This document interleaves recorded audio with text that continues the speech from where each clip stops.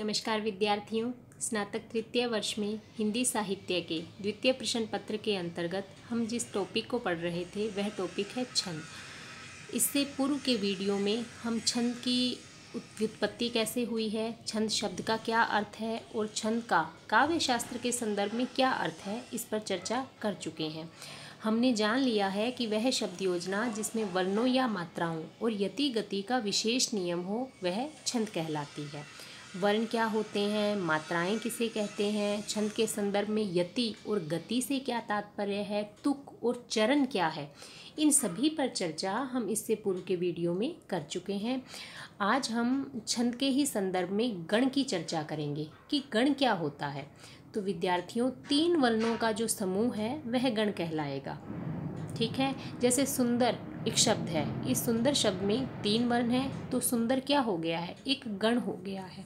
अगर अब हम सुंदर पे मात्राएं लगाएं, ये सुंदर शब्द लिया, इस पे हम मात्राएं लगाते हैं गुरु, लघु और लघु। अब देखिए विद्यार्थियों, आप ध्यान दीजिए, सु लघु वर्ण है तो इस पे सामान्य नियम के अनुसार लघु मात्रा लगनी चाहिए थी, किंतु हमने गुरु मात्रा लगाई है, 2 मात्राएं लगाई है। क्यों? क्योंकि आपको विशेष नियम के अंतर्गत बताया था कि संयुक्ताक्षर का पूर्व का जो लघु वर्ण है वह दीर्घ माना जाएगा, इसीलिए सु पे इसको दीर्घ वर्ण मानते हुए इस पर 2 मात्राएं लगाई गई है, 2 1 1। तो ये 2 1 1 ये एक गण का उदाहरण है। अब ये कौन से गण का उदाहरण है ये हम आगे देखेंगे। अभी एक और उदाहरण से इसे समझिए, सुंदरता सब ओर छाई। अब यहाँ सुंदरता में 4 शब्द हैं तो कैसे हम गण बनाएंगे। तो यहाँ विद्यार्थियों, सुंदरता में से जो सुंदर प्रारंभिक 3 वर्णों को लेते हुए हम एक गण बनाएंगे, ता को हम सबके साथ मिलाते हुए दूसरा गण बनाएंगे, उसी प्रकार और के साथ छा को मिलाते हुए हम तीसरा गण बनाएंगे। तो जहाँ तक हमारी पंक्ति है वहाँ तक हम 3 वर्णों के समूह को लेते हुए हमारे गण बनाएंगे और अंत में कोई लघु या गुरु, कोई भी वर्ण स्वतंत्र रह सकता है। तो अब देखिए गण कितने प्रकार के होते हैं। गण विद्यार्थियों 8 होते हैं और गणों को याद करने का एक सूत्र है जो आपको कंठस्थ करना है, जिसके द्वारा आप बहुत ही सहजता से इन सभी 8 गणों को और 8 गणों पर किस प्रकार मात्राएं लगाई जाती है, मात्राओं का क्या क्रम है, लघु गुरु गुरु है या गुरु गुरु गुरु है, गुरु लघु गुरु है, यानी कुछ भी हो वो आप आसानी से याद रख सकते हैं। केवल आपको एक सूत्र याद रखना है और वह सूत्र है य माता राज भान सलगा। अब इसमें देखिए विद्यार्थियों, य से पहला गण बन रहा है यगण, मैं से मगण, ता से तगण, रा से रगण, जय से जगण, भा से भगण, न से नगण, से सगण, यहीं तक। लय और गा ये केवल सगण का जो मात्राओं का क्रम बनाने के लिए, क्योंकि 3 वर्णों का समूह होता है इसीलिए ये लघु और गुरु अंत में लिखे गए हैं। गण हमारे 8 हैं, 8 के नाम आपको बता दिए हैं। अब प्रत्येक गण जो यगण है, यगण में मात्राओं का क्या क्रम होता है अलग अलग याद रखना मुश्किल हो जाता है। इस सूत्र के द्वारा हम आसानी से याद रख सकते हैं। कैसे? तो आइए देखते हैं। यगण के लिए हम क्या करेंगे विद्यार्थियों, ये य से प्रारंभ करेंगे, आगे के 2 वर्णों को मिलाते हुए ये 3 वर्णों का समूह हो गया, ये बन गया हमारा यगण। अब यह माता पर हम मात्राएं लगाएंगे। यह माता पर किस प्रकार लगेगी, य पे लघु, मा पे गुरु, ता पे गुरु। तो हमारे यगण की मात्राओं का क्रम क्या हुआ, लघु गुरु गुरु। इसी प्रकार हम आगे देखें मगण। तो मगण के लिए विद्यार्थियों ये यहाँ पे माँ लिखा है, माँ से प्रारंभ करते हुए 3 वर्णों का समूह लेंगे, माता रा, ये 3 वर्ण हो गए हैं।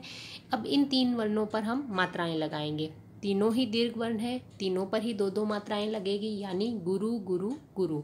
तो मगण में मात्राओं का क्रम क्या हुआ, गुरु गुरु गुरु।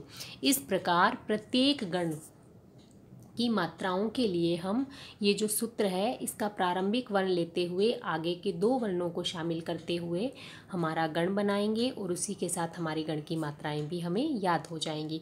जैसे हम जगण की बात करें तो यहाँ जय है, तो जय से प्रारंभ करते हुए आगे के 2 वर्ण हमने शामिल किए, ये बन गया जय भा न, यानी मात्राएं किस प्रकार लगेगी, लघु गुरु और लघु। तो इसी प्रकार हम क्रमशः यगण से प्रारंभ करते हुए हमारा अंतिम गण सगण तक मात्राओं को लिख सकते हैं, याद कर सकते हैं। अब विद्यार्थियों यहाँ सगण को देखिए, हमारे गण यहीं तक है, यगण से प्रारंभ होके सगण तक। अब ये जो लय और गा यानी लघु और गुरु जो है, ये केवल सगण का समूह बनाने के लिए ही यहाँ पे जोड़े गए हैं, क्योंकि सगण यानी गण क्या है, 3 वर्णों का समूह। यदि हम लघु और गुरु को यहाँ शामिल ही नहीं करेंगे तो हमारा सगण यह 3 वर्णों का समूह कैसे बनेगा। तो यहाँ सगण का क्या क्रम रहेगा, लघु, लघु और गुरु।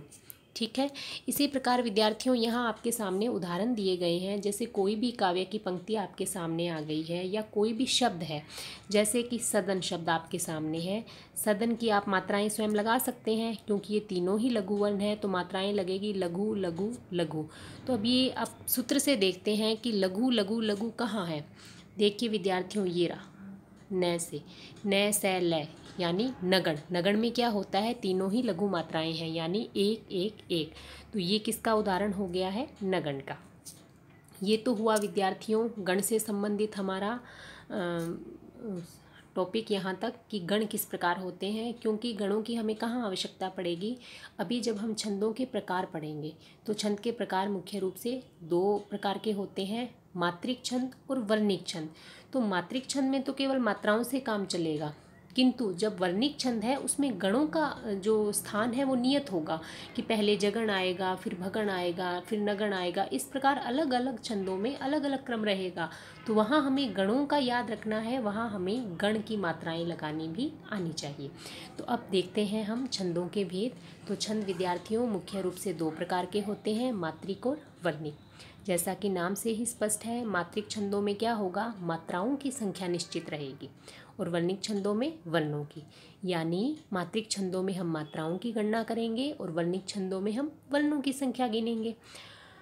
एक अन्य भेद भी मानते हैं कुछ आचार्य, जिसे लयात्मक, जिसे हम गीत कह सकते हैं। अब ये जो 2 मुख्य प्रकार हो गए हैं हमारे मात्रिक और वर्णिक, इन मात्रिक और वर्णिक छंदों के भी पुनः 3 भेद किए गए हैं, सम, अर्धसम, विषम। यानी मात्रिक के कौन से 3 भेद हुए, सम मात्रिक, अर्ध सम मात्रिक और विषम मात्रिक। इसी प्रकार वर्णिक के क्या हो जाएंगे, समवर्णिक, अर्ध समवर्णिक, विषम वर्णिक। अब यहाँ सम से, अर्ध सम से और विषम से क्या तात्पर्य है। तो देखिए विद्यार्थियों, हमने देखा छंद में सामान्य रूप से 4 चरण होते हैं। तो जहाँ छंदों के चारों ही चरणों में मात्राओं या वर्णों की संख्या बराबर होती है तो वो छंद क्या कहलाएंगे, सममात्रिक या समवर्णिक छंद। यानी सम छंद कौन से हैं, जिसके चारों ही चरण संख्या की दृष्टि से समान है। अब संख्या की दृष्टि कैसे होगी, मात्रिक छंदों में मात्राओं की संख्या होगी और वर्णिक छंदों में वर्णों की संख्या। अर्ध सम छंदों में क्या होगा, अर्ध सम छंदों में होगा कि इसके 2 चरणों में मात्राओं की संख्या बराबर होगी। यानी कुल 4 चरण हैं तो पहले और तीसरे चरण में संख्या बराबर रहेगी, दूसरे और चौथे चरणों में मात्राओं की या वर्णों की संख्या समान रहेगी। अब विषम छंद किसे कहते हैं, जो छंद सम और अर्ध सम की श्रेणी में नहीं आते हैं या जिसमें 4 से भी अधिक चरण होते हैं, ऐसे छंदों को हम विषम छंद की श्रेणी में रखते हैं। अब देखिए विद्यार्थियों, वर्णिक छंद का एक अन्य भेद भी है।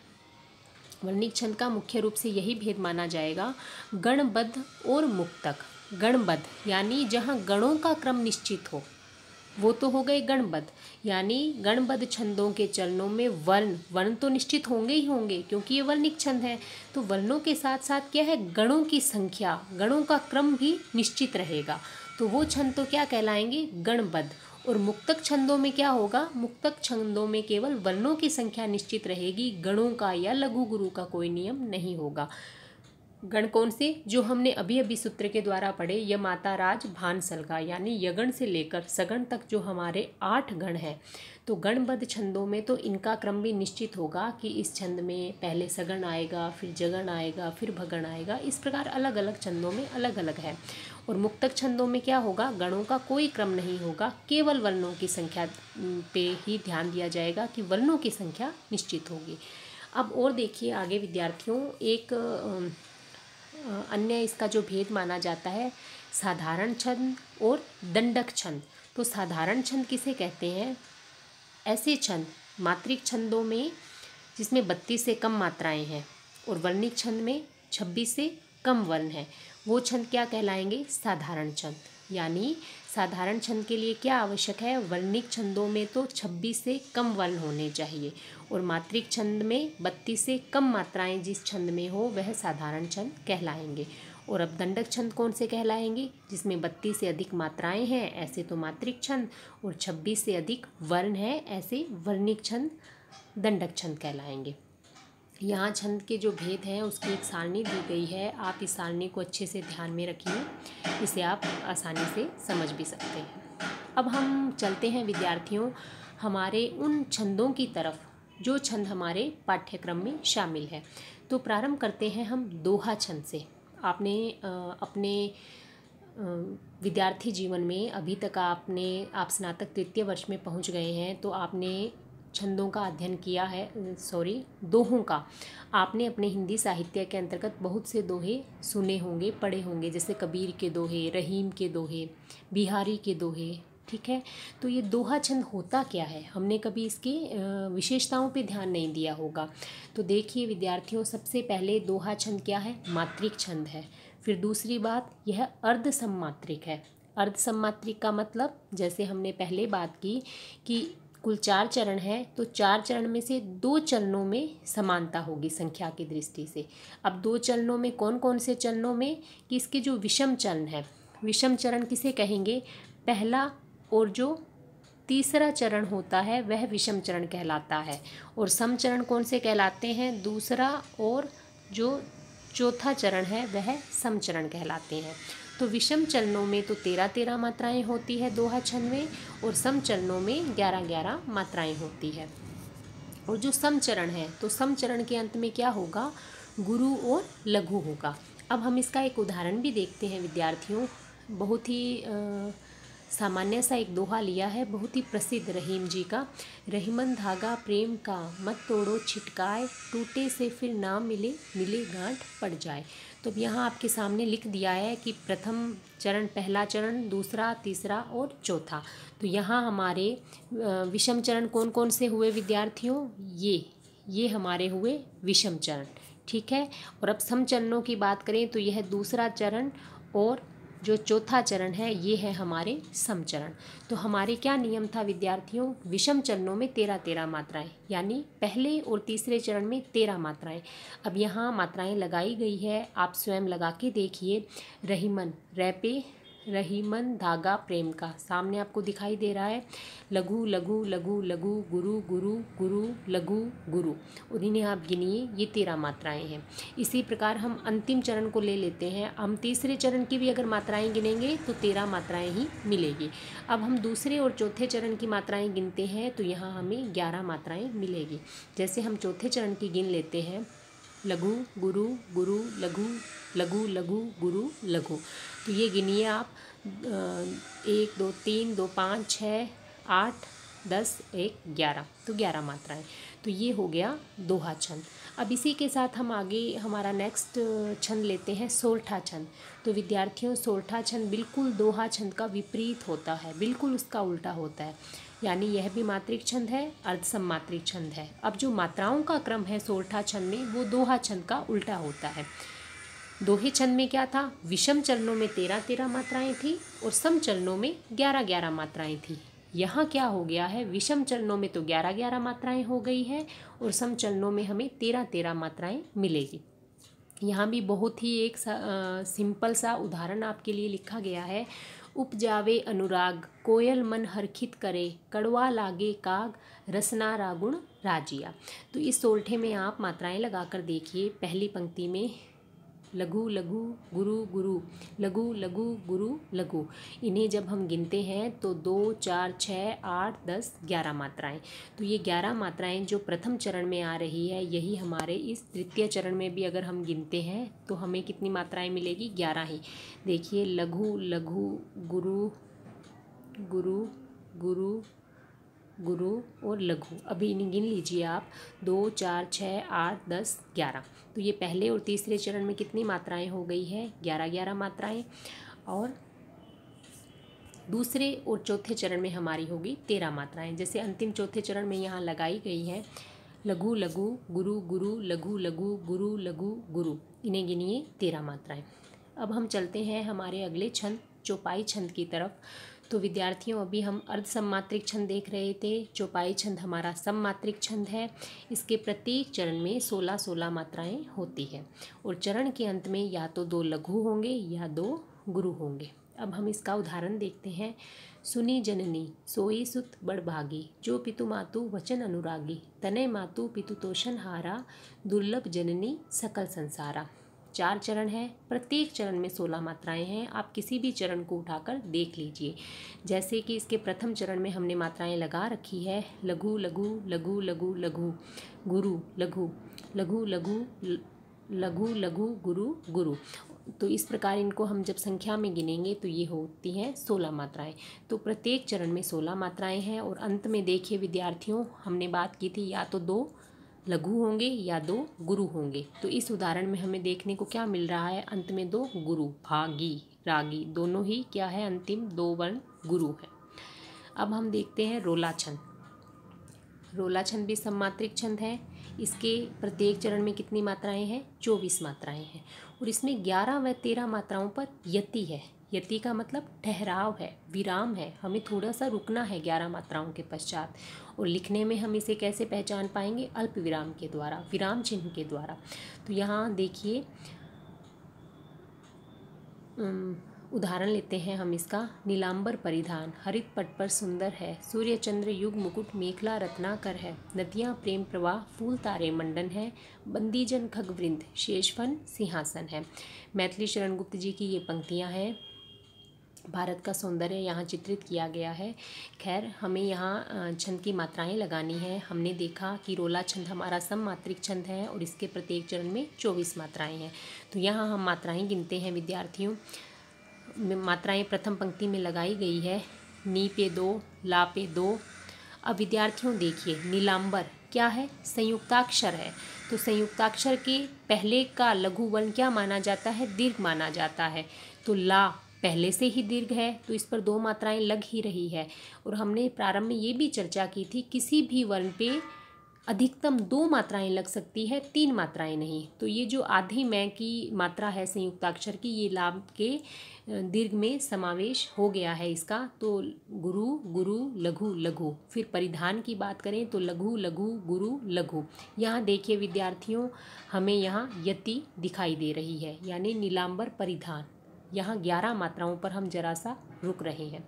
उसके पश्चात आगे देखिए, हरित लघु लघु लघु, पट पर लघु लघु लघु लघु, सुंदर है। अब यहाँ देखिए, सुंदर क्या है हमारा, संयुक्ताक्षर। तो सु हमारा लघु वर्ण है, किंतु सु पर मात्राएं कितनी लगाई है हमने, 2।